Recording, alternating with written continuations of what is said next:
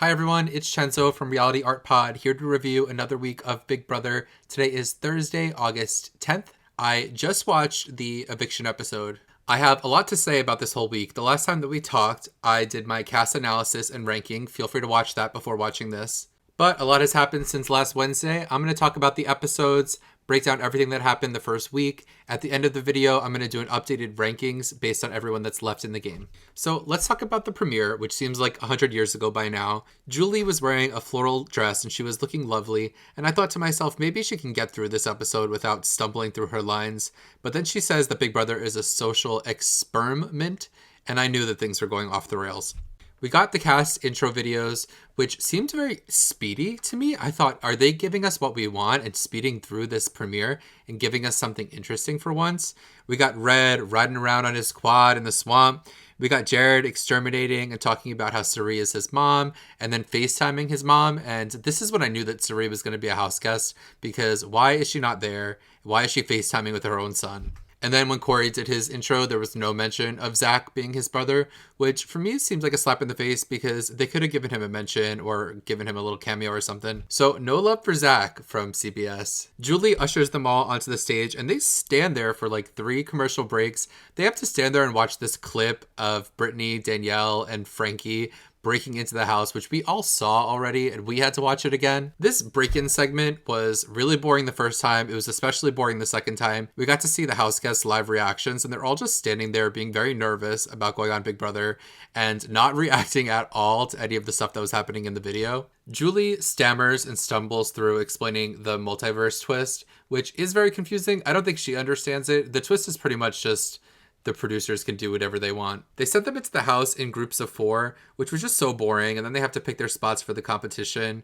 And it turns out that the losers of every one of the 4 competitions are going to be nominated. The first competition is a relay race / puzzle with America, Jared, Bowie Jane, and Micole competing.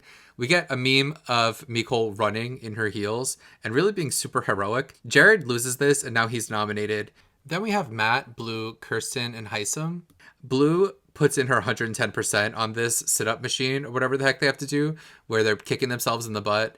Kirsten loses this competition, so she's nominated too, and I put a frowny face because this really set her up for a disadvantage this week. The next competition is Felicia, Cameron, Jag, and Izzy competing in Gookopolis, as Julie says, and on the screen the Chiron says Goopocalypse, so just another classic case of Julie not knowing where the hell she is. But iconic Queen Felicia ends up losing this and being nominated, and there was not one of these 4 competitions that Felicia could have won. Riley, Red, Corey, and Luke have to compete in a live endurance competition where they're just laying face down on the ground, holding onto a rock. And as a viewer, it goes on for way too long. You have no real sense of how difficult the challenge actually is. At a certain point, I was like, is this thing even on? We don't even get to see Corey lose. He kind of just falls away off camera and gets sucked off into the nether regions. Julie fumbles over her lines again, and we find out that Suri is in the house, which is such a big surprise for all of the Survivor fans out there, including myself. So onto the Sunday episode. The first confessional of the episode is Felicia, which is just always a delight. We get some clips of Suri on Survivor, which really warms my heart. We find out that Izzy instantly knew that Jared is Suri's son, and she accidentally blackmails the 2 of them, which ends up being accidentally probably the best move that Izzy makes the entire season. I noticed in this episode that for the first time in a long time, the diary rooms are not screamy. Everyone seems to be talking with their indoor voice. That really helps my ears. It helps my head. We get Jag and Riley instantly bonding, and then Corey flies in through the wall from the nether regions, and it's just like nothing happened. He just has a clue that he has to read. That next week, whoever goes to the nether regions won't be as lucky as him, so who knows what's going to happen this week. Big Brother lets them pick the have-nots, and they just end up volunteering, and I'm just left like, why are we still doing this with the have-nots? Why don't we just let them eat? It's not good TV. It only makes some content in the first week, but after that, we just have 4 people who are very upset and very hungry, and it's not fun to watch. They do a balance beam competition, which gets to be pretty boring. Riley does a really good job about halfway through the competition, and then after that, they just yada yada through the rest of the people. Like, oh, they were too slow. And you're going to have a balance beam and have Suri be on it and not do a flashback to the balance beam on Survivor. So, whatever. Riley is HOH. On the Wednesday episode, we got our new intro. I like the new intro. It's nice and short and to the point. The best one is Felicia's power pose. Felicia and Kirsten are nominated. Corey and Jared get saved. Felicia needs a cup of tea. Hopefully it's a good cup of tea and not the tea bags that are falling apart, because Big Brother is giving Felicia these cheap tea bags. We get some content of Luke being stupid and just being a stupid idiot. The backyard gets opened and Felicia falls into the hot tub, which was really funny on the feeds, but I especially liked the sound effect of the mic falling into the hot tub and the bubbling sound that it made. What I was sad didn't make into the episode was Felicia's mic packs getting ruined throughout the week. Rest in peace to Felicia's mic packs. A big part of this episode is them focusing on the alliances that are forming. We have the Scary Room alliance that's formed, but they are not getting over on Mark's woman, Felicia. Jag, Matt, Cameron, Blue, and Riley form the Handful Alliance. Corey talks a lot of smack about Cirie. It's obvious watching this that Corey is going to be Cirie's biggest threat in the game. Once she can get him out, I feel like she has a clearer shot to win the game. Once he gets her out, if that happens, I feel like he would instantly get voted out right afterwards. We get some great personal content from Jag bonding with Heisem, and Bowie Jane is there too. We get the rare moment where Felicia completely clocks the other alliance to a T. Like, there's usually alliance speculation on Big Brother, but it's very rare that we'll have the oldest person in the house completely clock the entire house structure dynamic. As a counter alliance, Bowie Jane, Cirie, Felicia, Mimi, and Izzy form the Bye Bye Bitches, which is such a great alliance name. The veto competition is called Atomic Wedgie, and they have to stack puzzle pieces while getting wedgies. And the wedgie part of this doesn't look fun, but the stacking looks like a lot of fun. The challenge goes on and on and on. They stack it and it falls, and they stack it and it falls. Eventually Heisem wins. He doesn't use the veto. Felicia says, "I hope I don't fall into a trap like I fell into that hot tub." And then they play a sound effect of bubbles that are not the correct bubbles. I will only at this time be accepting the sound of the microphone falling into the hot tub and not generic stock bubble sounds. So obviously overnight, the night before the eviction, we had Luke getting expelled for saying racial slurs on the live feeds. I was really concerned about the way that Big Brother would handle this because they've dropped the ball so many times with situations like this. And I was happy to see that they resolved it pretty quickly, although I obviously wasn't happy to see this happening in the first place. What I wasn't really happy with was the way they handled this Thursday episode. We come into this episode with Julie wearing a basic red dress and an ugly testicular bolo tie. She doesn't really mention the ejection at all in the beginning. Also, the majority of the fans wanted this eviction to get canceled. It would make sense with their schedule. It would make great TV. And they decided to go through with the eviction. This is just a weird editing of this episode because they were editing in Luke being very nice to Kirsten. And then he goes into the room and says this extremely racist comment. And then he's laughing about it. So Luke gets ejected, rightfully so. And then they tell the house guests, but we don't get to hear really anyone's point of view on this except for Jared. But there were other point of views that I wanted to hear. And I feel like they could have given us an entire segment on a reaction to this and some sort of dialogue, but instead they move on to clips of things that were on the feeds the day before any of this happened, like Izzy and Riley talking. And for them, it was piecing together pieces of the game in the wrong order that just made it feel like they wanted to glaze right past what happened. So this whole episode was kind of icky to me. The only positives for the episode were Julie seemed to not fumble through her lines this week. Somehow she woke up today and she ate her Wheaties and she said, "I'm about to nail this episode." Cutting to the chase, Kirsten gets unceremoniously evicted unanimously.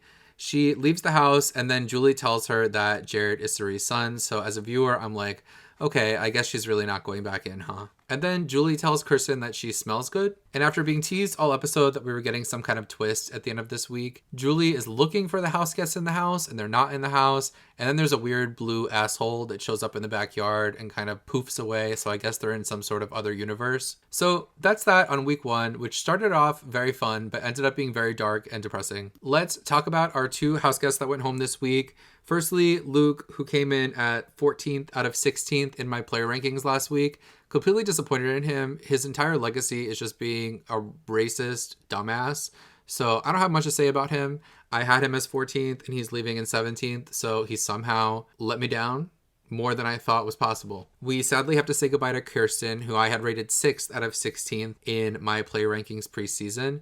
She had a great vibe. My biggest concern with her was that she hadn't really seen the show, and that ended up being one of the biggest problems here. It definitely didn't help her that she lost that first challenge. I think that that really was an inconvenience to her game. If she were a bigger fan of the show, I think that she would have completely tried to blend in this week, fade into the wallpaper, have everyone in the house forget that you exist, especially while you're on the block, somehow get off the block by being boring as hell. But I don't think that Kirsten has it in her to be boring as hell. I think that she's a very exciting person. I think she has a very vibrant personality. Unfortunately, that made her stand out, and that's the reason why she's here outside of the house. So let's get into some updated player rankings. This is coming into the second week. I do not know who the HOH is going to be. I don't know if there's going to be an 18th house guest, but based on how I think they're doing in the game right now, I have as number 15 Cameron, who I had rated 10th out of 16th in my initial rankings. So he did drop down 5. Originally, I had Cameron rated 10th out of 16th, ranked a little bit higher than others because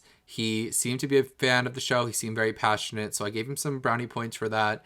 However, what I didn't account for was the creepiness that would transpire this week. He's not socially in a good place in the house. I don't know if there's anything that he can do to make people feel a little bit more comfortable with him, but it seems like a lot of people in the house have the ick for him, and he would be a very easy person for them to just say, let's get rid of him this week. Especially given that he's a commonly disliked person in the Minority Alliance, it's not looking good for Cameron long term. At 14th, I have Riley, who in my previous ranking was 16th out of 16, so I guess a slight bump, but only because of how bad Cameron did this week. Riley was in a good place when she won HOH. I thought that she was on the up and up. For me, I was really eating my words, and I was like, wow, I ranked the best player in the game as number 16, but she completely fell apart during her HOH, which should have been an easy HOH, right? You just save 2 people, make some deals. For me right now, the biggest knock on her game is the fact that she's seen as pretty much the mascot for the alliance that got formed in her room. Also, she kept complaining that she was like stuck in HOH and that she couldn't really go downstairs and talk to people. Why not? Why don't you just go downstairs and talk to people? And on top of that, before all the stuff happened with Luke, Riley was having breakdowns left and right to anybody that would lend an ear. She said that she was crying because she didn't want to be seen as the person that divided the house. But in reality, it seemed to me like she was crying because she's terrified of what's going to happen when someone else wins HOH and sees her as the figurehead of this alliance. And I think that she should be. At number 13, I have Blue Kim, who was 15 out of 16. If you remember last time, I was very concerned about Blue not making onto the show because of her interviews being in a weird setting. But now she's on the show, and I'm still concerned about her because she seems to be one of the figureheads of this minority alliance. There's a very high likelihood that she'll be nominated this week or the following week, and a very high likelihood that she could go home in a situation where she's nominated. Some pros that put her above Riley on this list for me is that she has some really strong relationships with Hisam and with Izzy, as well as with Jared, that give her some leeway with the other side. Maybe that will help to save her in a case where she's on the block. At number 12, I have Matt, who was number 12 out of 16 on my list last time. And I just haven't seen anything extremely good or extremely bad from Matt that would make me want to move him on my list. He's not often on the feeds for me, and I'm usually watching whatever feed Felicia is closest to. So maybe that's why I'm not really catching him too much. But it seems like he's a pleasant guy. He's doing enough to be in good graces with a lot of people in the house.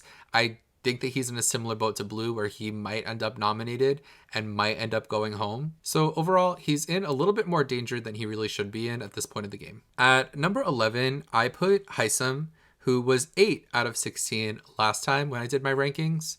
The reason why he dropped a bit is he is seen as a main target by the Minority Alliance. The Handful Alliance wants to nominate Hisam and Izzy if they were to come into power. And if Hisam and Izzy are nominated together, I think that Hisam has more enemies than Izzy, and Izzy has more alliances. So I do think that Hisam would go home first. Which brings me to my number 10, which is Izzy, who was number 9 out of 16 in my list last time. And Izzy is in the same boat as Hisam for me, where there are a lot of people in the house that would nominate the two of them. If Hisam wins the veto, there's a high likelihood that Izzy would go home. And part of me feels like Suri and Jared would kind of let that happen. Their lives get a lot easier if Izzy actually is no longer there. At number 9 for me, I put Bowie Jane, who was 11th out of 16 last week. The biggest pro for Bowie Jane is that she has found herself in the Majority Alliance. She's also in the Bye Bye Bitches, which is the majority within the majority. So she's really well aligned. Also, if 2 people from the Majority Alliance are nominated, I don't even think that she would be one of the 2 nominees. So she's in a place where she's almost guaranteed to make it really far in the game. And the biggest knock that brings her down to number 9 is I really just don't see her ever having a chance to win the game. At number 8, I put Red, who was 7 out of 16 last time I did my rankings. Red is playing a similar game as Bowie Jane. The only thing that puts Red above Bowie Jane for me is the fact that he is playing a little bit more of an independent game. He strikes me as someone who will win competitions and make good choices. Unfortunately, he's found himself in a place where he's in the majority alliance and is all the way at the bottom of it. He's trying to bring Cameron into the fold, which isn't working, and it's making people start to distrust him. So while he's holding steady at number 8 for now, I think that there are a few things that he could do to fall very low in this list in the next week or two. At number 7, I put Corey, who was 4th out of 16 in my rankings last time. Last time, I compared Jared and Corey thinking that one of them would do better at Big Brother. I had not accounted for the fact that Suri would be there. And Suri seems to be Corey's kryptonite. Corey's biggest problem is that he sees Suri as this dragon that he needs to slay. And I quite honestly do not think that he wants that smoke. I know that Big Brother is filmed in live time, but I feel like enough foreshadowing has happened so far for me to know that Suri is going to get his little ass. At number 6, I have Miss Felicia, who was 5 out of 16 in my initial ranking. And Felicia has become one of the most entertaining and hilarious house guests of all time. The laugh compilations, the hot tub, the microphones. I never want her to go anywhere. I want her and her husband to go on The Amazing Race. If Big Brother 25 had a DVD cover, she's definitely on it. Her game ability is very high. They were stressing in the episode that Felicia was the one that was figuring everything out the entire week. She clocked the Handful Alliance to a T. She names the Bye Bye Bitches Alliance. I think that the biggest knock on Felicia's game is I still just struggle to see an endgame where Felicia can make it to the final 2. At number 5, I have Jag, who was 2nd out of 16 in my initial rankings. This week was not good for him. Obviously, the biggest con that dropped him a few slots on my list were the fact that he is a main figurehead in the Minority Alliance. But he's still pretty high up there because out of the people that I think would get voted out from that alliance, I don't think that he would get voted out 1st or 2nd or even 3rd. He does have some strong connections, specifically with Heisem on the majority side of the house,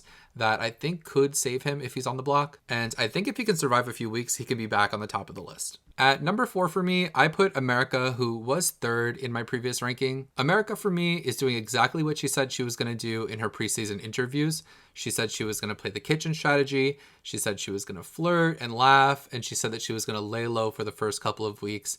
And boy, is she laying low. She was practically invisible for the first few days of the feeds. And now she's involved in a lot of the conversations, but she's never the one steering anything anywhere. And given the fact that she said this is what she was going to do on purpose, I'm guessing this is purposeful. I'm confident that she can win competitions eventually. She beasted the first competition when she needed to. She is in the Minority Alliance, but not really. She's kind of on the outskirts of that even. So overall, I still feel good about it. I think if she can make it to the jury, she'll really start turning it out and they'll really regret not voting her out. At number 3, I have Jared, who was 13th out of 16th in my original ranking. So this is by far the biggest jump forward out of anyone in the group. My biggest concern about Jared was before I found out that Suri would be on this cast, I worried that he would struggle to have his own identity outside of being Suri's son.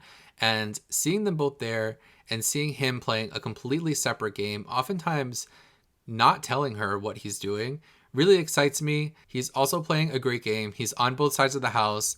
The Minority Alliance trusts him. In the Majority Alliance, is his own mother, so people can't really turn on him no matter how it goes. He's in a really good place to make it really far in the game. Overall, I'm too impressed by him to critique him this week. He really should not be winning HOH anytime before the jury. That would be the worst thing that he could do. Coming in at number 2, I have Nicole, who we now know as Mimi, who was number 1 in my original ranking. And she holds steady for me. She's not letting me down. She's in the Majority Alliance. She is not the other side's target. Nobody's ever mentioning her name or saying anything negative about her. She's being extremely pleasant in the house. She also has a newly formed relationship with Corey, where he is telling her a lot of incriminating information about himself and about the other side of the house. And this relationship is more beneficial for her than it is for him. So I feel good about it. I think there's a high chance that she will be back at number 1 at some point in time in the future. But at number 1, I have Suri, who was not listed in my previous ranking. So far, Suri's doing everything that she needs to be doing. She is running the house. She's in the majority alliance.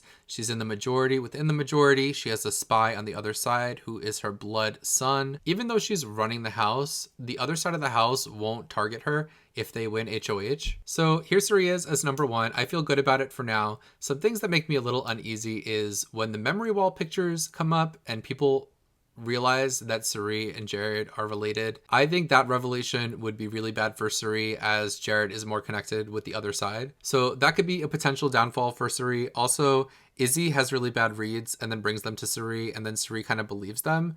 For example, when Izzy thought that Suri was getting backdoored, which was never going to happen, but Izzy was so convinced that that was true that Suri started to believe it. So I'm kind of worried that she would get some bad information from her alliance that could send her on a bit of a wild goose chase or a spiral. But that happened this week and she's still number 1 for me. I'm not too worried about it right now. So there it is, my recap of week 1 of Big Brother 25. It was a longer video, it was a long week, and there was a lot to cover. I'll be back next Thursday to talk about week 2. And we'll see what happens. Until then, keep your microphones dry. Bye!